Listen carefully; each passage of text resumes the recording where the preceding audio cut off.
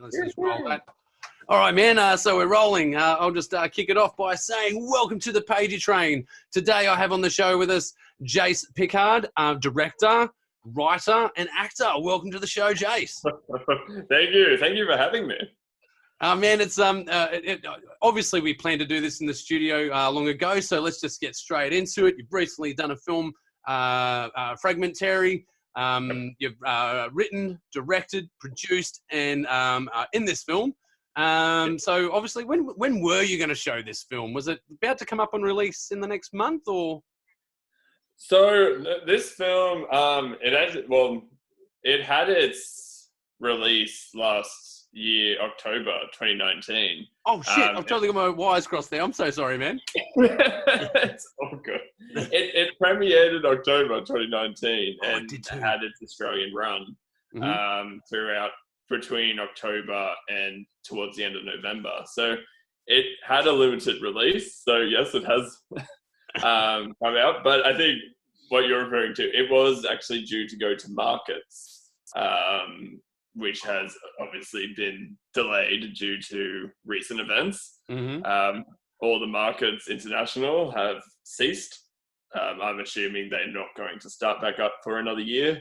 Yeah, I think we're in a massive stall for anything in that regard. But on the note that you recently released the film in October, where did you release the film? We had our premiere at the Dendy in Circular Quay. We had that at the end of October, which I think that Dendy, it's changed now, the Dendy in Circular Quay. I don't know I think someone bought it out. What, after you screened it or before, while you screened it? After we screened it, I don't think it's no longer the Dendy anymore. But we had our release. We showed it along with we showed it with a short horror film called Harris Forest by Taya Calder Mason. She reached out to me because she knew that I was doing a premiere, and she was just like, could we do like a Pixar thing?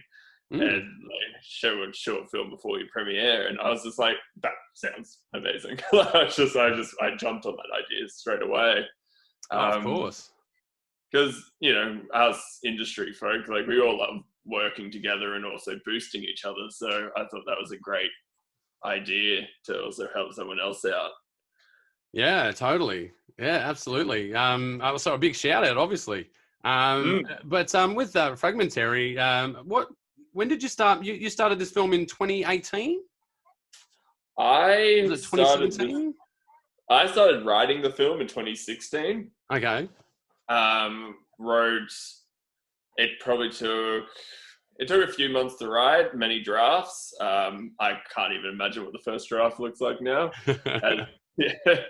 When you write something, I feel like whenever I write something, I always know the beginning and I know the end, and the middle just gets so convoluted with so much. I feel like I either make it easy for my characters or I just make it way too hard, like to get to the point that I want to raise, which is just how I write. Like I remember like writing 20 pages and I'm just like, this is just way too simple for me. Like it's just like, I can't even explain it. But we ended up going into production in April 2017.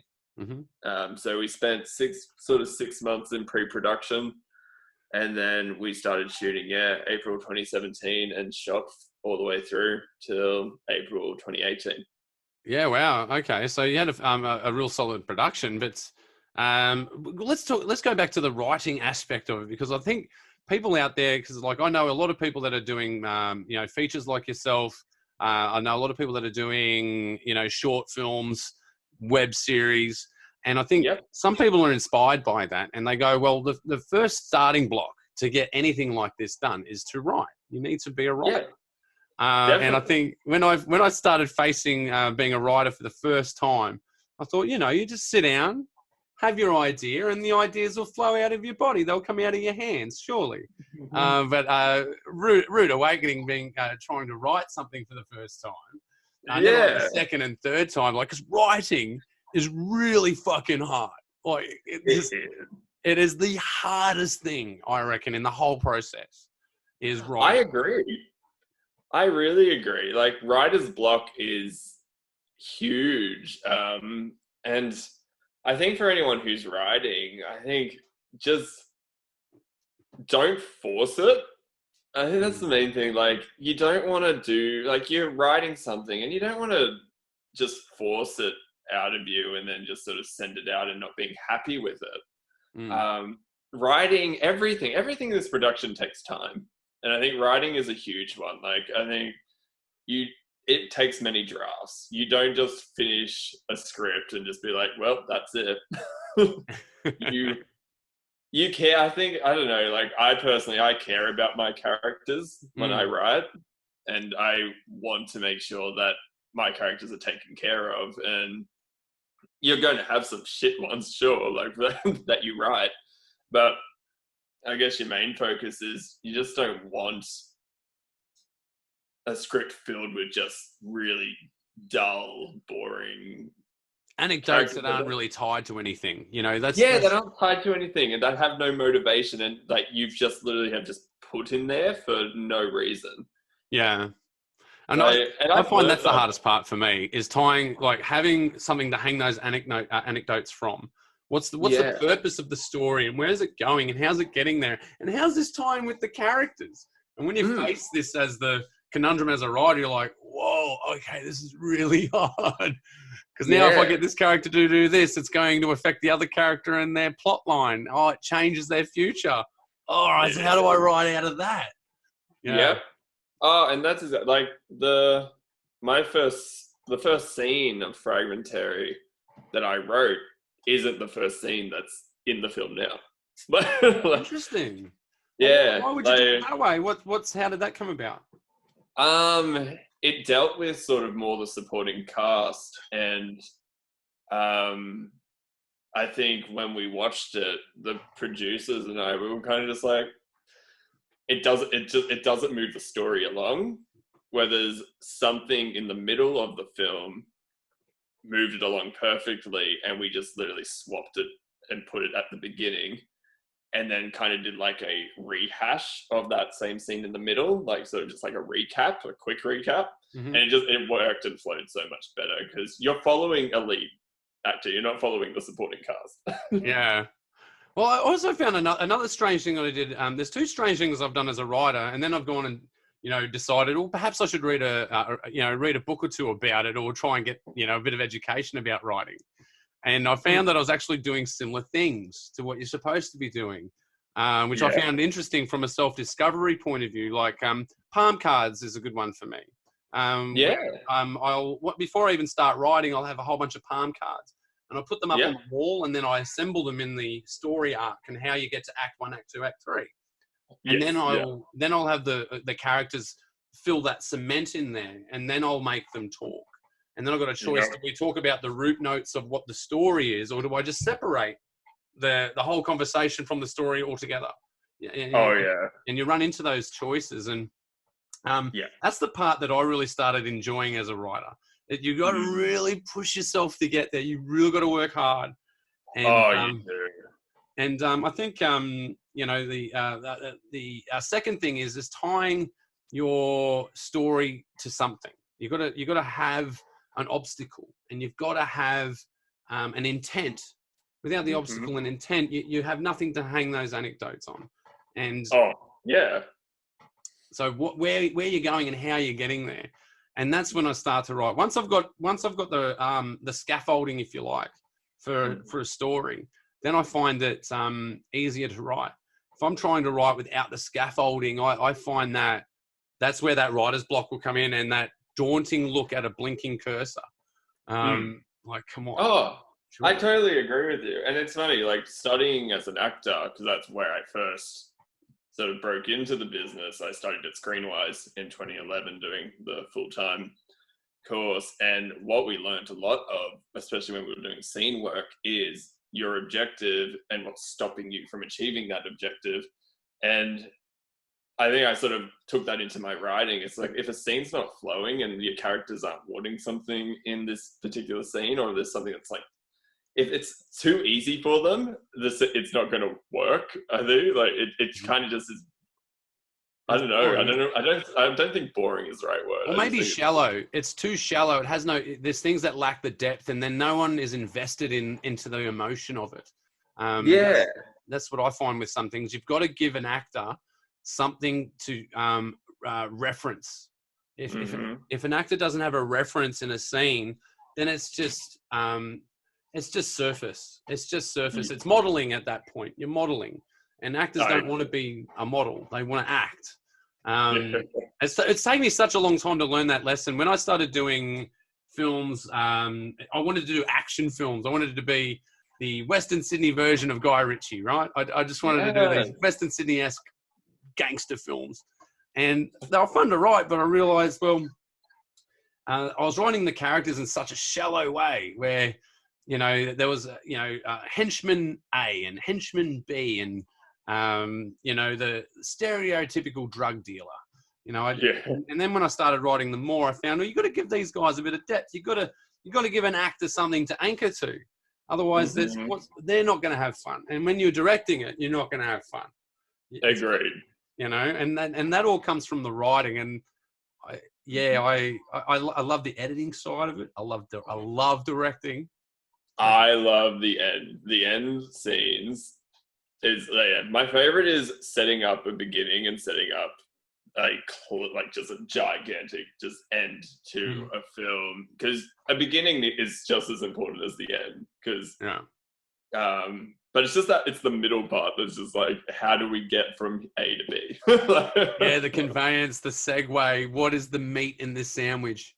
But coming to the other thing I learned about writing as well, if you write in a linear fashion, you don't always have to start at the start. You can drop the story start anywhere along that timeline. You go, let's start there. And then you can reflect back to previous ideas prior to your start. These narrative arcs are interesting. That's where I think it's one of the things that got me turned on with stories was the Quentin Tarantino sort of outlook of how to put a plot together, how to have all these seemingly unrelated events in an arc, but then have it still make sense. And he's all about his characters, Quentin. He's one of those guys though. Like, there's guys like me and yourself and others that we're very dedicated. We try to educate ourselves in the right way. We're working late at night to get what we're doing done. But he's the kind of guy that looks at a blinking cursor and just writes out an entire movie. Just like, what do you need to do to become that man?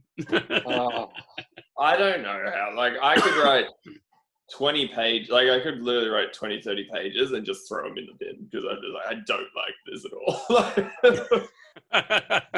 There's nothing like that self-loathing as an artist. It's like, burn it all down. I hate myself and I hate everything.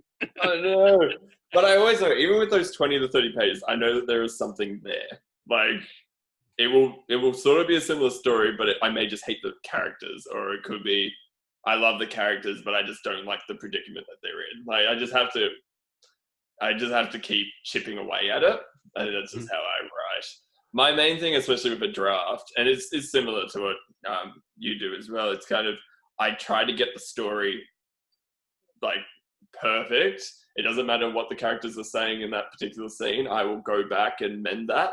But as long as I can sort of have a fair idea of what they're saying in that scene and how they're going to hear and to the next one and the next scene. And as long as I can come out with 80, 90 pages from my first draft, then I'm happy. And then I'll go in and I'll start making the characters actually have a personality. That's it. Yeah, that's when you get to that part of writing. That's the part that makes me feel good, because that you're already at a point where it's sort of you're almost editing what you've already built. You just you've built the furniture. Now you're painting it and you're polishing it and you're making it look pretty. And that's the fun part of it. But the labor that goes into building those structures is so much. Like, I can't. Listeners out there, I cannot express to you that much. Like, get into it. Don't get me wrong. Give it a go, but understand when you write a story, it's just not a whole bunch of gobbledygook that comes out. It needs to have a structure, and they need to link together, and that's that's where the challenge is. And then after that, then it's character development. All right, what emotions do I give these people so they can be directed and acted? Definitely. Yeah. But these are fun journeys to learn. I think you get to a point, and I'd encourage anyone that's suffering from that daunting feeling of being a writer, especially someone who's in the middle of writing a feature, where you start to question your own existence. Like, why am I fucking doing this? Is to keep going and understand that it's just there is mountains to climb, but you will get to the plateau. And when you get to the plateau, the sunset looks a whole lot better. So it's totally possible. Just understand that it requires a bit of pain, or maybe a lot of pain. Just a little bit. But so then you've taken it out of the writing floor. Did you? Are you a storyboard guy? Do you do storyboards for your films, or do you just go straight to shot list? I go straight to shots. I would love the storyboard. I'm a terrible, me drawing is shocking. I would not do well with that. I do have the vision in my mind of what I want, and I will try and get, I will try and get the shot as best as I can.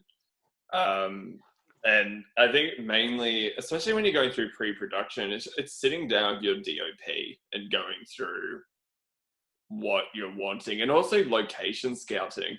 Like, a lot of the time your DOP will want to know where they're shooting at before you actually turn up on that day to shoot it. Because they have a fair idea in their mind, shots that you haven't even thought of. And they're there to help you, and they can pass you an idea, and you're just like, holy shit. That is amazing. Because that's their job. They're the director of photography. They know how to get amazing shots. I can say, I want to close up here and a wide here, and maybe a drone shot. It sort of distinguishes, and he's just like, yeah, well, how about we do on a tracking, and we can do a lot of this, and yeah, let's do a slow tracking shot, and then do a slow push in to build tension.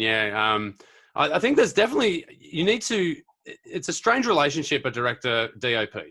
I think it's a bit of a love affair in a way to describe it. It's like finding a partner. You've got to fall in love. We've heard of all of the horror stories out there of a DOP and director not getting along, right? But I think for a production to work, there needs to be a bit of a love affair. You need to have a respect for each other. You need to understand that they're going to have ideas that are going to be valuable. You need to be firm in your resolute to get your vision done, but not be too shy about putting that across, but not being too aggressive where you piss someone off. I agree. And I've been on sets where DOPs and directors don't get along, and it is awkward. It is rough. And but I was obviously acting. I'm just like, you just have to stand there and just let him have it out. Yeah, absolutely. I think I've only, as a director, I think I've chucked a wobbly once at my DOP because they were questioning an edit process. It wasn't about the shot. The shot was fine. They're going, but how's this going to work in post? I'm like, that's my job, man. Just take this shot. Please take this shot. That was the only time and that was with a close friend as well. It wasn't like we didn't get along. It's just that we locked horns for that moment. But generally I like to be the collaborator. If someone's got a good idea, allow that idea to take fold, or to take hold. But it doesn't always work out that way. Sometimes, I don't know, I've been on sets as a first AD and you're watching some crews work and you're like, I like my crew. We get along. Yeah. My crew gets along. These guys don't. Yeah. And then, I can tell you that Fragmentary, my DOP, Nicholas Price, shout out to Nick. Yeah, big shout out, Nick. Massive. He was phenomenal on this shoot. And I think that's the thing, we didn't fight at all. I don't think we ever did during the entire shoot of it. And half the time he was just like, I just want to make this film perfect for you. And I'm like, you will. That's exactly it. You're going to. And I will make you aware. He does great work, Nick. Yeah. I couldn't recommend him enough. So if anyone is looking to find a DOP, hire Nicholas Price. Yeah, absolutely. I think you can't get a better shout out than that. Yeah. But let's go into some of your older work. I remember the first time I met you, actually, because Roscoe Pagey Train always has a story of how he met someone, and usually it's because I was intoxicated somewhere, and I believe it was at the premiere night of one of your films. Led Me Astray. Yeah, with writer-director Tom Danger. Big shout out to Tom Danger, by the way. I want to rope you for an episode, bro. So if you're listening, I'm coming for you. Yes. Get him. I saw you at that. Man, you did a great, sterling job in that film. And the same to Tom. I think, not to give it away, I don't want to get into the story, but you get sucked in. You certainly get sucked into that film.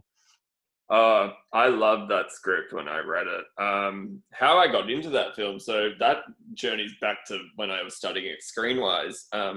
Alana Robinson and I went to Screenwise together, and she was the female lead of Lead Me Astray, and she had already been cast, but Tom was having trouble finding the male lead.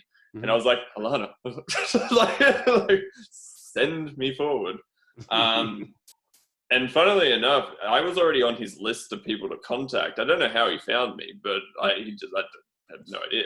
But luckily, we got the part, and it was a great, like, it was I don't know, it was definitely one of the best experiences I've had on set. Just because Tom was so manageable and likable. Like, it was just a very positive guy. Yeah, he's a positive go-getter for sure. Yeah, big shout out to Tom. He's a really positive, outgoing kind of dude. Yeah. Yeah. He knows what he wants. I think that's it. And he's never shy from letting you know what he wants either. Like, if he doesn't like something, he'll tell you. Yeah. And you don't always have to agree with him, but definitely respect, I guess, his response. Like, I think how we got along, we're big fans of 80s horror. Like, that's how we got on, like, A House on Fire, because we love our 80s slasher films like Friday the 13th and, you know, Nightmare and Halloween, but also your underrated titles like Hellfest and Happy Birthday to Me. And I don't know, I could ramble on. We could ramble on. Okay. And that's how we got on. Yeah. I was quite partial to Hellraiser myself, actually, but love Hellraiser, Clive. Yes. Yeah, big Pinhead fan, man. He's and I rewatched that recently, and just I had forgotten just so much of that film and how perfect the first three.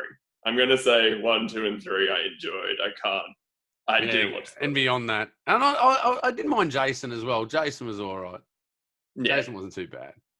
No, and actually, now you've roped me right in. You've just reminded me how much I liked horror when I was younger.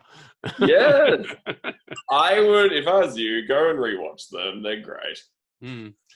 But but Led Me Astray. I haven't checked. Has Tom released the film yet? Is it out there for public consumption or? Lead Me Astray is available on Ozflix. Oh, yep. To rent, I believe. I don't know if it's available anywhere else, but it definitely went to Ozflix. All right. But it is a good film, and like I said, I have a lot of fond memories, and I ended up going on to be an EP on it, so I executive produced it as well. Well, you can't help yourself, can you? I need to be a producer on this film, man. I need to be a producer on this film. I want a piece of this film. I want in. And that's exactly how it happened. I watched the trailer, and I was saying this, like I've had said this before. Like I have been on some stinkers in the past, and where you watch it and you're just like, ooh. But we watched the trailer for Lead Me Astray, and I'm just like, this needs to go somewhere. And I was like, because I didn't want it to just disappear. And I was very adamant on that. And I just said, Tom, like, whatever you need. He was very adamant on getting it, obviously, as far as he could. But I also wanted to just jump in as well. Because I love being behind the camera as much as I love being in front. And that's always been me. Yeah, well, I'm of the view that they're both great waves to surf. But I've never acted. I've only ever been an extra in my own films. I don't know how you guys do it. I think it's such a hard job. Like, a lot of people don't give it the credit that it's due. Like, it's a difficult job. It's a really difficult job. and it's all about. It's very musician in nature. Because I sing, when I perform, I go, oh, I can see the relationship. You've really got to throw yourself out there, and you've got to sort of be free with your emotions and allow them to fit on and bolt them onto an idea. And that's a difficult thing to do. And doing it as an ulterior persona, I think, wow, that's just, all right, I'm not me right now. I'm someone else, and I'm bringing this depth to it. And it's one of those hidden arts. When people see good acting, they don't know. They just go, oh, that's good. They only see it when it's bad. They go, oh, that's some bad acting, man. They'll never register how fantastic something is. But some people can be so 50-50 as well. Like I've had good reviews, I've had bad reviews. You just have to take it with a grain of salt because everyone has a different idea of what's good and what's bad. Like I got bad reviews as well for Leave Me Astray, but I've also had bad reviews for Frag. But I've also had great reviews as well for both of them. So I think it's up to the person watching it and what they think. Oh, well, look, from a promotions point of view, because I do a lot of promotion, I think Led Me Astray footage with yourself doing a few scenes has been on, it was a good 3 years of Made in the West promo there, and it just showed as a trailer. We showed the trailer at Made in the West in 2014, I think it was. I was there. Yeah, man. That footage has always made it through up until 2017, I think, because obviously you move on to other footage because that playhead moves on. But man, it was in the mix there for quite a while. I think the line was, what was the line you said? If you come nearer, I'll kill you. If you come near me, I'll kill you. Yeah. Oh, God. Oh, sorry, I'm taking you back. I'm taking you way back. It is. You're taking me way back. And it's funny. I look at that film and I was like, oh. Whenever you watch something from far back, you're just like, oh, what was I even thinking when I... Why did I sign up for this? I don't have a bad word to say at all about Leave Me Astray. Even today, I loved it. It was a great part of... I guess it was a good learning factor because I was fresh out of acting school, and I think Tom was fresh out of. No, he wasn't. He was still doing film. He was still doing it. I remember because he was in a different year to me at uni, I think, and he was talking about codecs and because he was doing he was shooting on 2K or 4K, I can't remember. He was shooting at the time. It was a high resolution. It was brand new. Yeah, and I'm like, dude, man, you've bitten off a big piece of apple here, eh?